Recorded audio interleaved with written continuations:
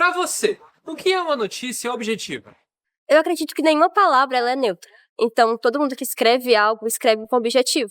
E querendo ou não, todo mundo é alguém que tem uma história e tem crenças.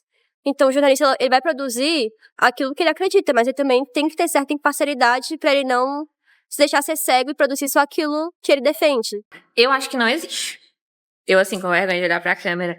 Mas eu acho que não existe, porque eu acho que a partir do momento que você escolhe falar sobre um tema e pesquisar sobre um tema, ou reportar um tema, no caso de vocês, né, de jornalismo, você, querendo ou não, já tá partindo de algum viés. E, tipo, a forma como você vai falar desse tema também vai partir de algum viés, de alguma subjetividade e tudo mais. Então, eu acho que é impossível ser totalmente objetivo, né? Ela não é objetiva de fato. Se objetivo você tá querendo, tipo, falando algo com mais imparcialidade.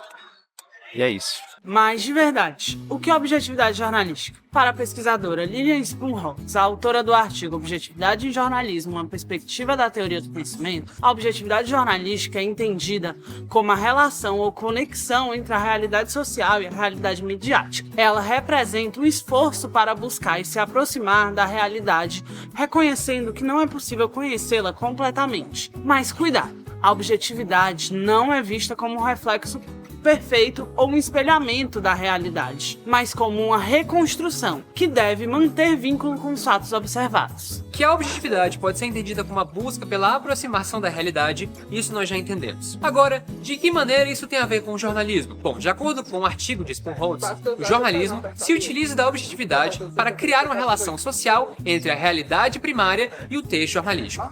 Isso significa que, quando um jornalista vai cobrir um fato, um acontecimento real, ele interpreta a realidade à sua maneira.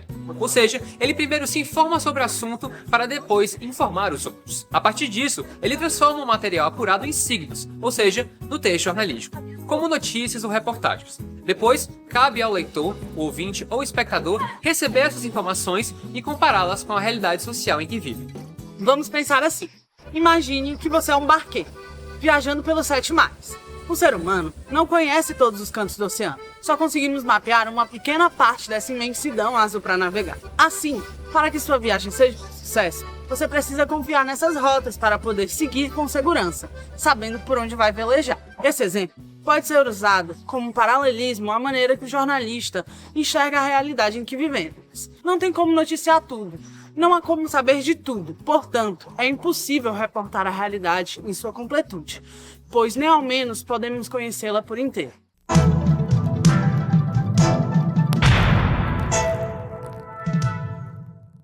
Tudo isso que o autor explica faz parte da teoria do conhecimento, muito discutida nos campos da filosofia para desvendar a natureza e os limites do nosso processo de saber. Para Spumholtz, a teoria pode ser baseada em 3 pressupostos para que faça referência à prática jornalística. O primeiro deles é o mundo externo, que não depende dos seres humanos para existir. Depois, há o contato entre esta realidade e a ação humana, e esse é o momento da integração, em que conhecemos o mundo ao nosso redor. Por fim, temos o terceiro pressuposto, que se refere ao exemplo do oceano em que citamos. Ou seja, quando entramos em contato com essa realidade, nós entendemos que por mais que nós tentamos, nós nunca vamos conseguir ter o domínio sobre tudo à nossa volta, pois, abre aspas, o conhecimento da realidade é sempre seletivo, perspectivo e construtivo, fecha aspas. Com relação à prática jornalística, Lilian a descreve como a mediação entre a realidade social e a realidade midiática. A autora enfatiza no texto que essa mediação exige rigor na observação, seleção e reconstrução da realidade. A produção jornalística para Lilian, portanto, deve criar uma conexão estruturada entre o que ocorre na realidade social e o que é reportado, reconhecendo que todo o processo de conhecimento e relato é carregado de perspectiva e subjetividades. Mas apesar da subjetividade estar presente, Lilian adverte que ela não deve se opor à objetividade no campo jornalístico. Essas duas qualidades são complementares e andam em paralelo durante todo o processo de apuração e observação da realidade. Isso significa que, por exemplo, quando os jornalistas estão fazendo entrevistas, pedindo nota ou montando texto, a percepção deles sobre os assuntos e como eles se identificam com essas informações podem ser mais precisas ou importantes do que outras. Isso pode ser entendido como uma ação subjetiva dentro de uma prática objetiva do jornalismo. Outra forma em que podemos perceber a maneira de um jornalista expor as próprias convicções pessoais é através das fontes que ele escolhe para determinada matéria. Vamos pegar um exemplo recente. A suposta saudação nazista feita pelo empresário Elon Musk na posse do presidente norte-americano Donald Trump em janeiro. Em uma notícia corriqueira, pelos critérios de objetividade, o repórter que cobriu esse fato não pode escrever diretamente que aquele é sim uma saudação nazista, e assim se colocar contra o regime autoritário. Contudo, quando ele reproduz as críticas feitas pelo chanceler alemão Olaf Scholz, entrevista um historiador ou especialista em direitos humanos sobre o assunto, ou até mesmo se baseia em fatos históricos para lembrar ao público sobre o que realmente aconteceu durante a Segunda Guerra Mundial, este relato jornalístico pode deixar a visão desse repórter evidente, sem perder em nenhum momento as marcas da objetividade. E para Lilian, comportamentos como esses dos exemplos que citamos são essenciais no dia a dia da profissão. Pois, abre aspas, o fato de um jornalista não ter uma opinião sobre o tema ou abdicar desta não torna necessariamente o seu trabalho mais objetivo. A postura de um repórter que noticia, por exemplo, sobre um genocídio sem se alterar, sem tomar uma posição, não é objetiva, é desumana.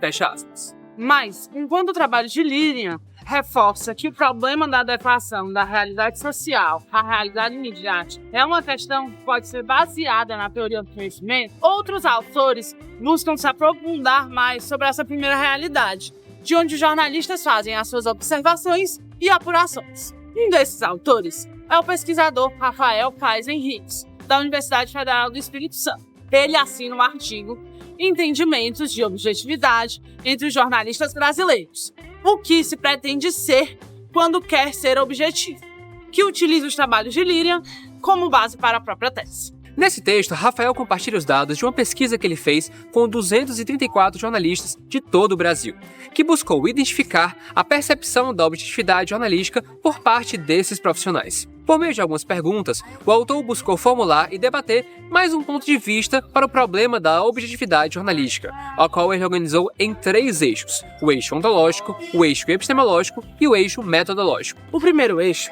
se refere aos fatos em si, a realidade que tem uma estrutura e sentido anteriores à relação do jornalista com os acontecimentos. O segundo se faz referência ao acesso que o jornalista tem dos fatos puros, ou seja, como os profissionais conseguem mediar a realidade física e a midiática.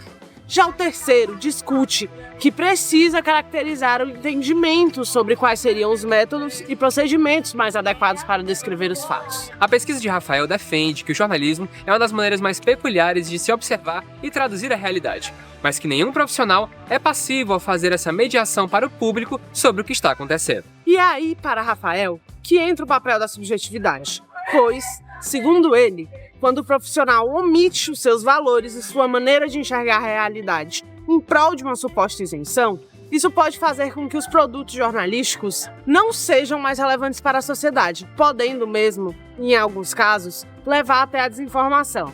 Mas afinal, o que disseram os jornalistas que responderam à pesquisa? Roda a vinheta aí, produção.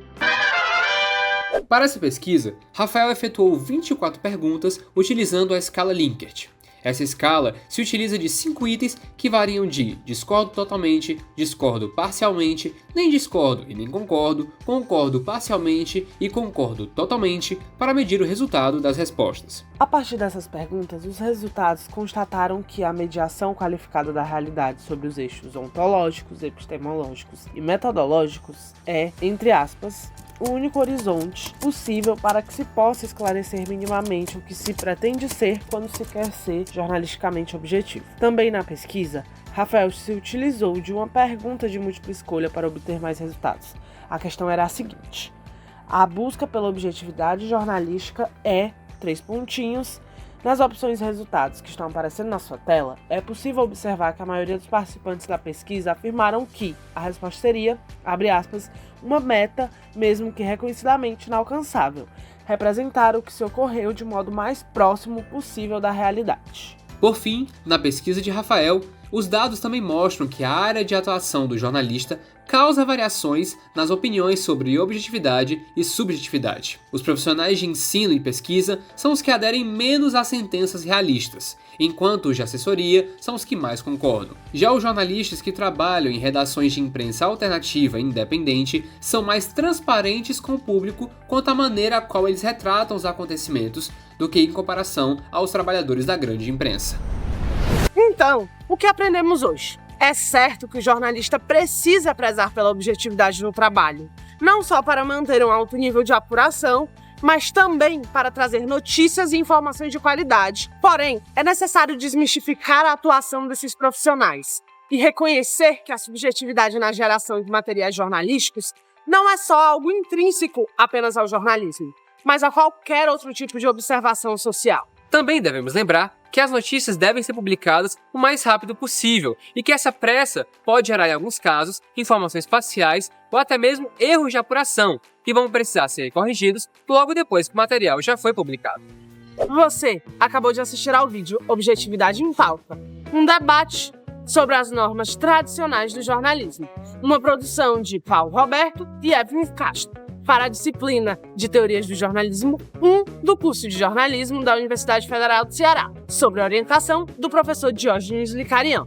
Esse material faz parte do projeto de extensão e divulgação científica, através de plataformas online. Produzido por discentes da instituição, esse projeto tem como objetivo fazer a divulgação científica de qualidade. Se você gostou, curta, compartilhe e passe a mensagem adiante. Obrigado pela atenção. Tchau, pessoal. Até a próxima.